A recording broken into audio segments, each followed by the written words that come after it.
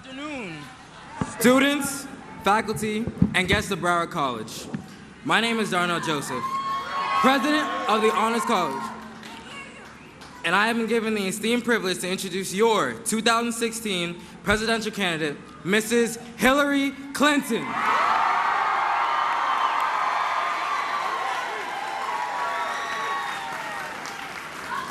Allow me to tell you a little about myself. I was born and raised in Florida, like many of you here today.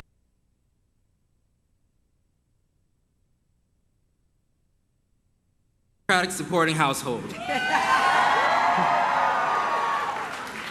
Now, when I was younger, I never took much interest in who was running for president because it was my belief that since my family supported Democrats, that whoever aligned with the Democratic Party was going to receive our vote regardless. It wasn't until my 12th grade year at South Plantation High School where I met my AP government teacher, Mrs. Smith, who challenged her students to not only look into what being a Democrat or Republican means, but also to research the candidates who are going to be influencing the policies that are going to influence and ultimately decide what is going to happen within the future. So, with that, I can proudly stand here and say that I choose Hillary.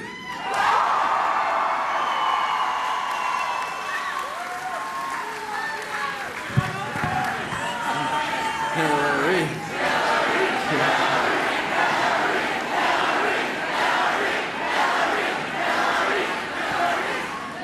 There are several reasons why I choose to vote for Hillary Clinton. She believes in a country where everyone has a fair shot at success, regardless of their race, gender, or circumstances into which they were born into. She supports comprehensive immigration reform that will allow the cultural diversity that made this country great continue. She supports student loan reform for students just like you and I to get an education without paying for it for the rest of our lives. And above all else, she will keep this nation safe and strong. In 2008, we the people made history and elected the first African American to hold office as President of the United States. I was too young in 2008 and again in 2012 to help elect Barack Obama president. But I have good news. I turned 18 this past November.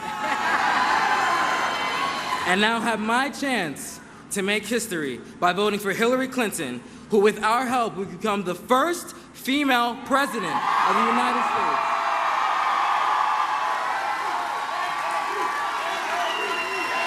Ladies and gentlemen, it is my honor and privilege to present to you my choice to be the Democratic Party's nominee and our next president, Hillary Clinton.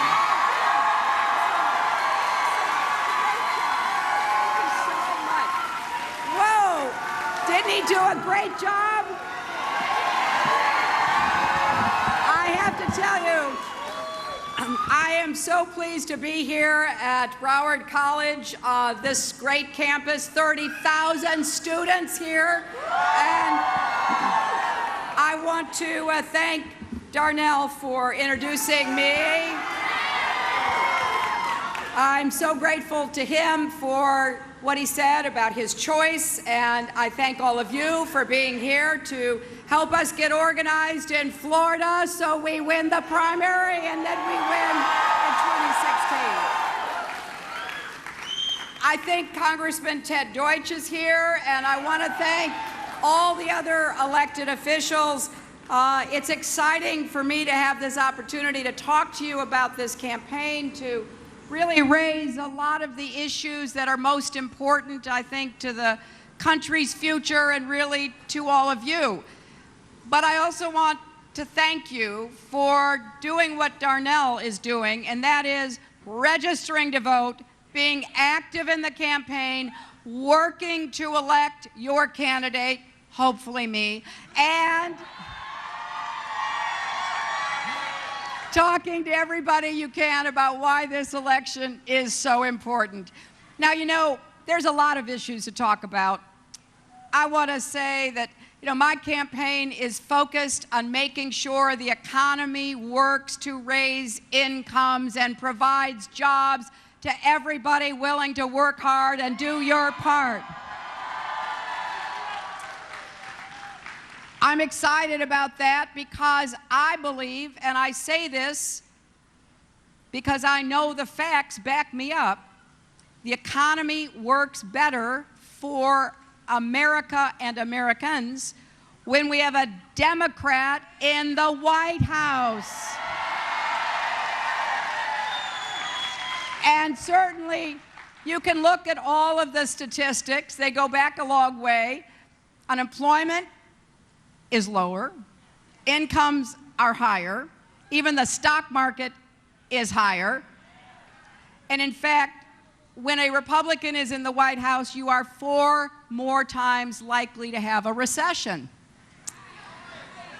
Now, I don't want to go all the way back to the beginning of our country to prove this. Let's just take the last 35 years. We've had 5 presidents, 3 Republicans and 2 Democrats. I'm privileged to have known both of those Democrats, and I will tell you, each of them inherited economic problems from their Republican predecessors. Now, in my husband's case, it was a little matter of the national debt being quadrupled in just 12 years. From George Washington to Ronald Reagan, 2 world wars, a civil war, lots of other stuff going on, and then 2 terms of Ronald Reagan, 1 term of George H.W. Bush, and the entire debt was quadrupled. And the deficit had gone way up. And it looked like there were problems, recessionary problems, as they say, in the economy. So my husband took a look at all of that after he got elected, and he said to me, "It's so much worse than they told us." And somebody asked him, "What do you think you uniquely bring to Washington?" He paused and he said, "Arithmetic. We're going to get this to measure up again and work for Americans." And at the end of 8 years, we had 23 million new jobs. And most importantly, incomes went up for everybody, not just people at the top, people in the middle, working people, poor people. And we ended up with a balanced budget and a surplus. Well, along came another Republican president. And they went back to the failed policies of trickle-down economics, didn't they? So at the end of 8 years, the deficit was back up, the debt was back up, and we were facing the worst financial crisis since the Great Depression. And then they took their eye off the financial markets and the mortgage markets, and you know what happened. Now, shortly after the 2008 election, I got a call from President-elect Obama. He asked me to come see him in Chicago. I didn't know why. Turned out he wanted me to be Secretary of State, which was very exciting and a big honor. But when I got there, it was just he and I. He looks at me and he goes, "It's so much worse than they told us." You know, I've heard that before. And indeed it was. We were losing 800,000 jobs a month. The auto industry was tottering on the brink of collapse. All those jobs all the way down the supply chain. And the president-elect said, "We got problems around the world, and we have big problems here at home to get this economy out of the ditch." So that's why he said, "You go deal with all the Secretary of State issues, and I'm going to focus on the economy." And that's what we did. And that's what he did. You know, the Republicans want us to have a case of collective amnesia and forget it was their failed policies that put us in that big ditch. So now we have dug our way out. We've recovered 13 million jobs. We have had good growth rate this last quarter. So we're standing, but we're not yet running again. Now, I'm not running for my husband's 3rd term or President Obama's 3rd term. I'm running for my 1st term, but I'm going to do what works for the economy of the United States. We've got to get wages going up again. People have to feel that their hard work is actually producing something for them and their families. Now, obviously, we have to raise the minimum wage. Nobody who works full-time on a minimum wage should be mired in poverty. But we have to do more than that. We've got to do more to actually incentivize profit sharing, so when people work hard and their work helps produce profits, those profits are shared not just with the CEOs, but with the workers who actually help to produce them. So I've got a whole economic plan that is focused on raising incomes. That is my mission when it comes to the economy.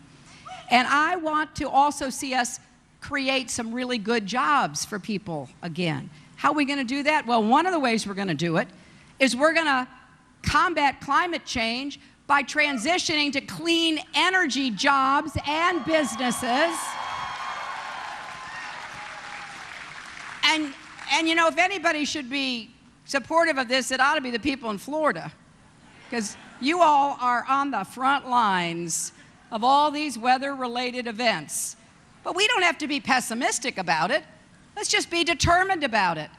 You know, some states are really already moving toward clean, renewable energy. I spent a lot of time in Iowa, as you might guess, and they are already getting 30% of their electricity from wind. I just came from Massachusetts, which is not known as a sunny state like Florida, and they rank number 4 in the country in solar power. I'm hoping Florida gets on track. When it comes to wind, it comes to solar, it comes to advanced biofuels. And the people who say, well, that might hurt the economy, or the Republican candidates, when they're asked about climate change, you know what they say? Well, I'm not a scientist. My response to that is, why don't you go talk to a scientist and actually hear what they have to say, because this is an economic opportunity. It shouldn't be seen as a drag. It ought to be seen as a way to lift our sights and do what we should do and actually create jobs, businesses, make money doing it. Now, I've set 2 big goals.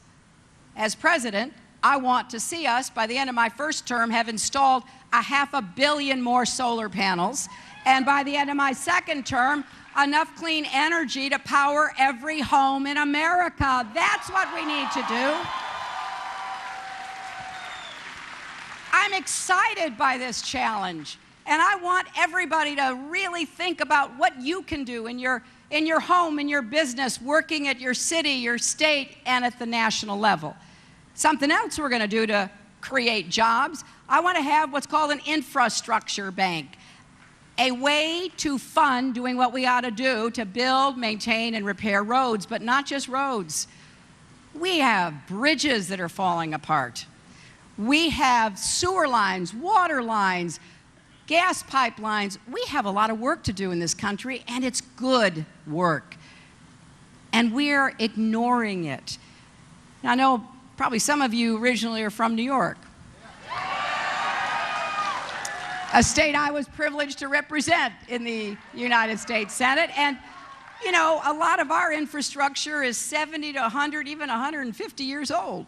Some of the tunnels, some of the pipes and other things going under the ground, they're old. And some of them are even exploding. You might read about that from time to time. And we end up paying for it one way or the other. We ought to get ahead of it. And then I also believe that if we are serious about growing our economy and increasing incomes, then we finally, once and for all, have to make sure women get equal pay for equal work. You know, that's right. Let's break that glass ceiling, but let's break it in every business and every workplace in America. Nobody who works should be disadvantaged.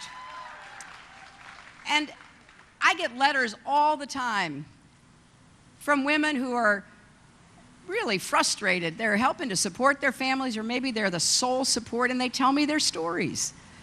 And they ask what to do and how they can be treated fairly and equally. I want to make this point. This is a woman's issue because women are disadvantaged, but it's a family issue and it's an economic issue. We will grow our economy more if we actually do what we should be doing anyway. Now, the Republicans are always saying, whenever I talk about this, there she goes playing the gender card. Well, I'll tell you, if advocating for equal pay for equal work is playing the gender card, deal me in, because that is a hand I will play. Now, because the economy is the central focus of what I want to do as president, everything else kind of adds up to that. Education, for example. I want to make sure we do what we must to improve elementary and secondary education, and I think the best way to begin is by actually listening to and respecting teachers who are in the classroom.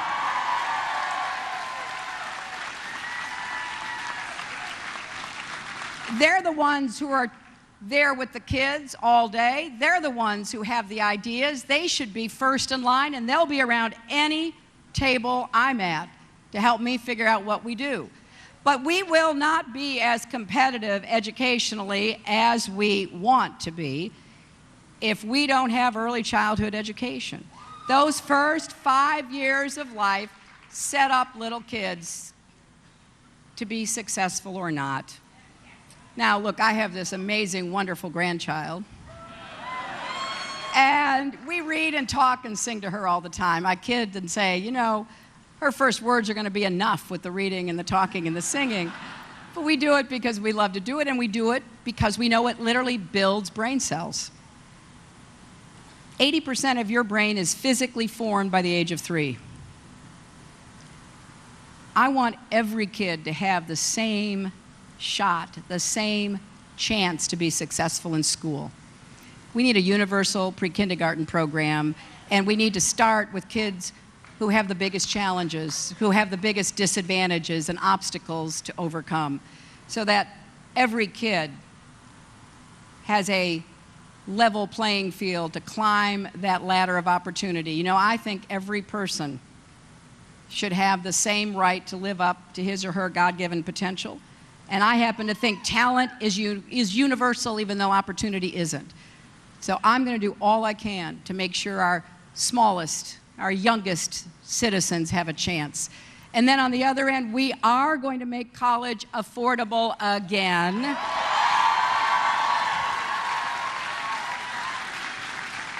And we are going to give all of you the chance to refinance your student debt and bring down the cost you're paying.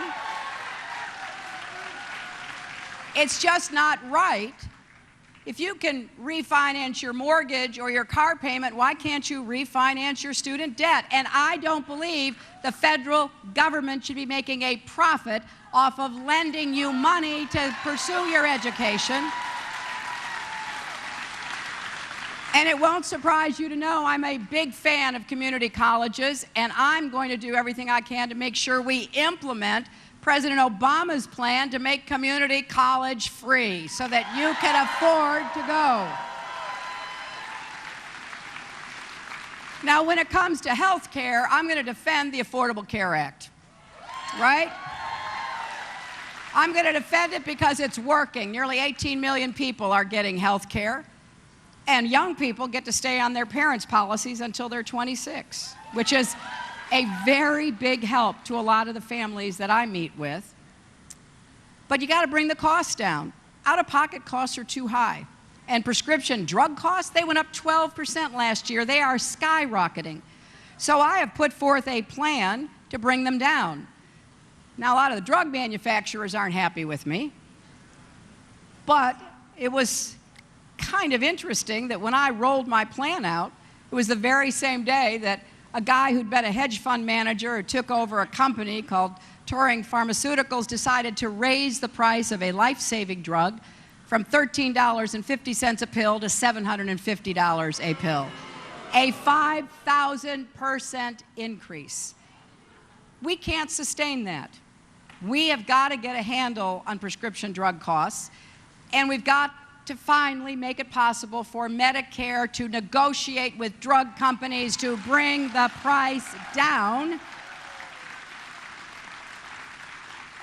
Just think about this for a minute. You know, taxpayers, you and I, we pay for the NIH, We pay for some of the clinical trials that are conducted. We pay for the FDA, which decides whether a drug is safe and effective. And then we pay the highest prices for those drugs.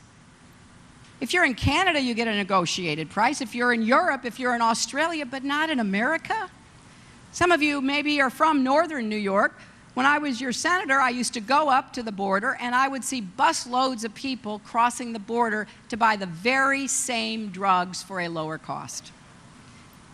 We cannot continue to pay the highest price for the drugs we paid to help be developed. We have got to rein this in. I have a plan to do that. And let me say, when you think about the Affordable Care Act, it is distressing to me that Florida, among some other states, refused to expand Medicaid to cover more people. In fact, I'm looking here, it said in Florida, as many as 650,000 people could have gotten coverage under Medicaid. Fewer people without insurance means fewer people who get preventive care, more visits to the emergency room. It makes no sense economically. And I hope that Florida would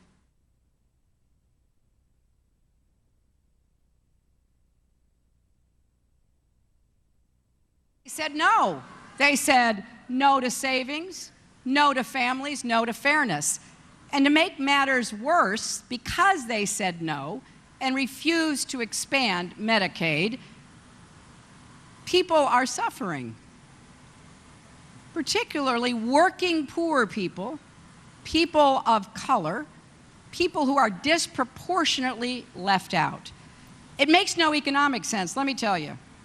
It makes none. The states that have expanded it, they are actually seeing lower insurance rate increases, and they're not seeing as many emergency room visits and other expensive problems. So I'm not going to let the Republicans kill the Affordable Care Act. They voted to repeal it 54 times. I will certainly stand in their way, but I want to improve it. That's why I am going to tackle out-of-pocket costs and prescription drug costs.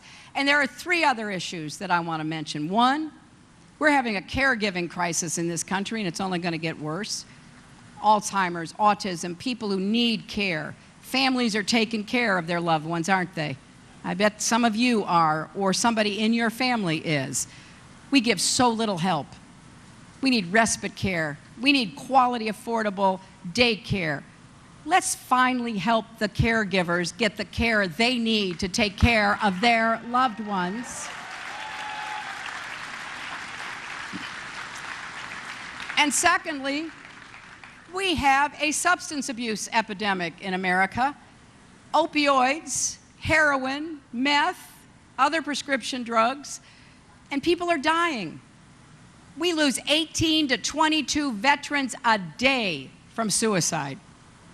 A lot of them came back and they didn't get the care they needed, but they got handed a bunch of pills and they got hooked.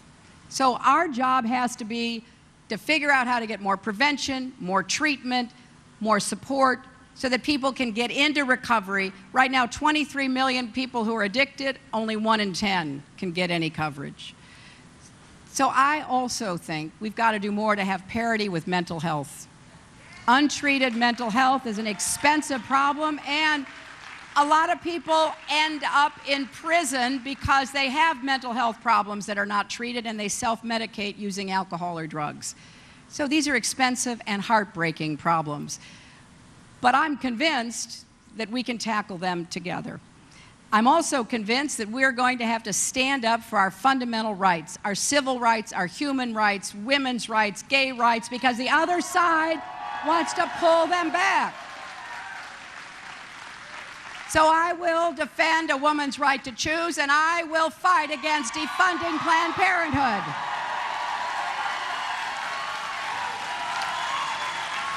And I will defend and fight for marriage equality and against discrimination. And I will fight for voting rights for everybody and against states that are trying to restrict them.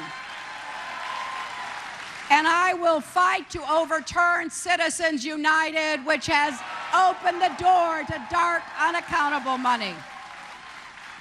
I will fight to get comprehensive immigration reform because I believe it's in the best interests of our country. I will fight for criminal justice reform and to move away from mass incarceration because Black lives matter.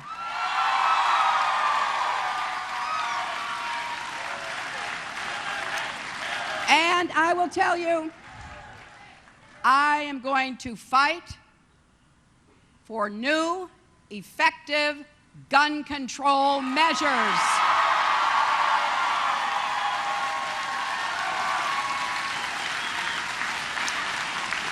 I gotta tell you, it is just heartbreaking. It is sickening to me to see another massacre.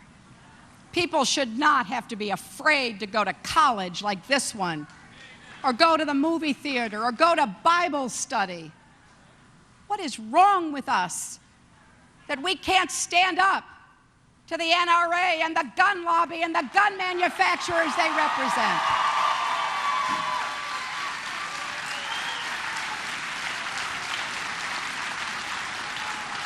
You know, this is not just tragic.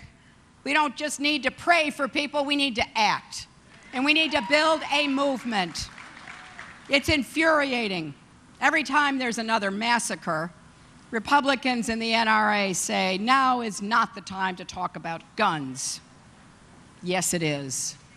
But more than talk, it is time to act. But Republicans keep refusing to do anything to protect our communities. They put the NRA ahead of American families.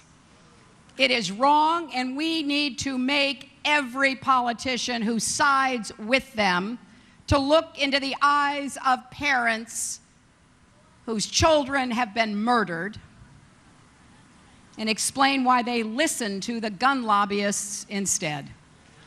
Now, I'm well aware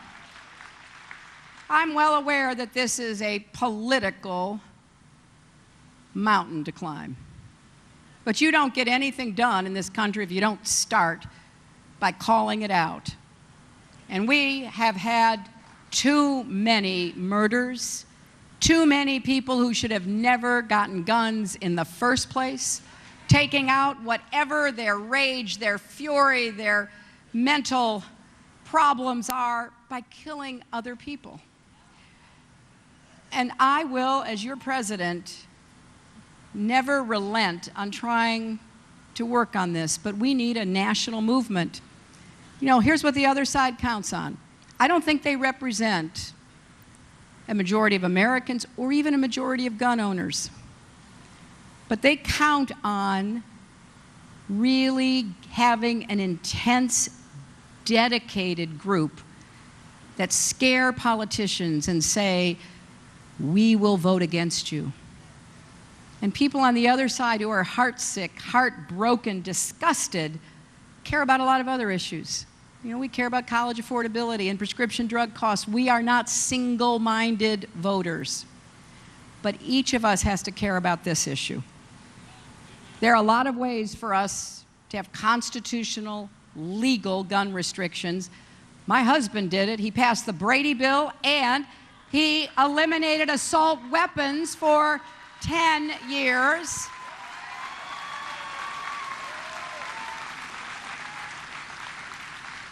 So we're going to take them on. We took them on in the 90s, and we're going to take them on again. And I will need your help to do that. So we have a lot of work to do. That's why we're getting started here in Florida, here at Broward College. And I want each and every one of you to be involved in this campaign, because I do think we have to have an agenda for change, and then we have to reach as many people as we can to make the case for the kind of change we want to see, to build on what has worked and to take it further, and not let the Republicans rip away the progress with their out-of-date, out-of-touch ideas and turn us back.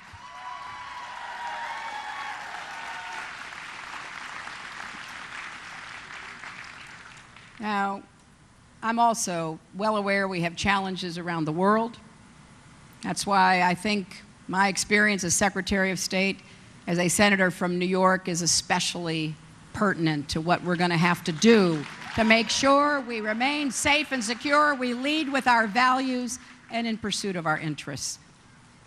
But at the end of the day, I have to tell you, for me, what gets me up and keeps me going is the thought about my granddaughter, and not just what kind of life she'll have, because we're going to do everything we can to make her life as positive as it can be. But that's not enough. What kind of country will she become an adult in? What kind of world will be waiting for her?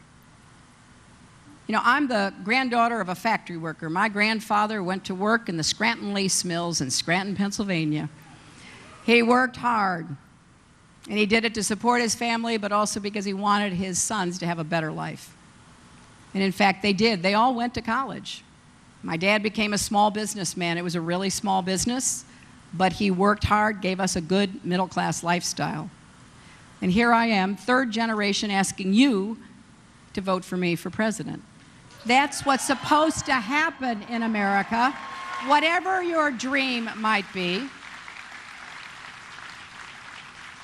So I don't think it's enough that my granddaughter will have opportunities. It's not enough that the granddaughter of a former president or former secretary of state has the chance to live up to her potential. This should also apply to the granddaughters of factory workers and the grandsons of truck drivers and every other young person in America. And if I am your president, I will get up every single day working to make sure every child and every young person has that chance to live up to his or her God-given potential.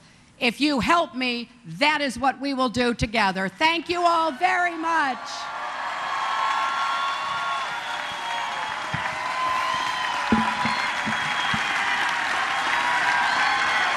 I'm the leading state sponsor of terrorism.